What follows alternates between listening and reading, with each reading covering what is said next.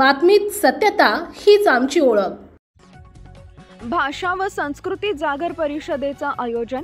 विद्रोही सांस्कृतिक चळवळ महाराष्ट्राच्या वतीनं विश्व आदिवासी दिन आणि लोकशाहीर अण्णाभाऊ साठे, क्रांतिसिंह नाना पाटील व लोकशाहीर वामनराव कर्डक यांच्या जयंती निमित्तानं भाषा व संस्कृती जागर परिषदेचं आयोजन करण्यात आले होते।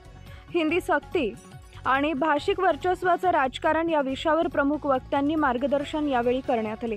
या कार्यक्रमाचे अध्यक्ष डॉक्टर दीपक पवार सर, प्रमुख वक्ते डॉक्टर प्रकाश परब, डॉक्टर संदीप मस्के यांच्यासह कॉम्रेड किशोर ढमाले उपस्थित होते। यावेळी मोठ्या संख्येने कष्टकरी नागरिकांची उपस्थिती कार्यक्रमाला लाभली होती। संपादक भूषण पवार। परिषद जे आहे त्याच्यामध्ये हिंदीच्या शैक्षणिक आक्रमणाविषयी तो विषय असला तरी हिंदीचं जे आक्रमण आहे मराठी भाषेवरचं ते मुळामध्ये सांस्कृतिक आक्रमण आहे।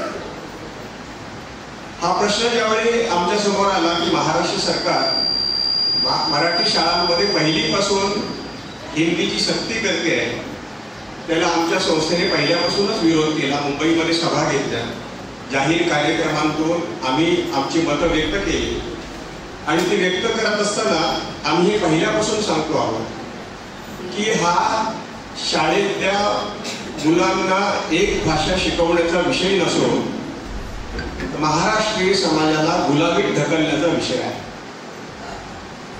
हे केवळ शैक्षणिक भाषिक अतिक्रमण नसून हे सामाजिक सांस्कृतिक अतिक्रमण आहे आणि 18व्या शतकातील ब्रिटिशांच्या भाषिक आक्रमणापेक्षा देखील हे भयंकर आक्रमण आहे आणि त्याचा प्रतिवाद कसा करावा यासाठी आम्ही सगळे संभ्रमित होतो आणि चिंतेमध्ये देखील होतो।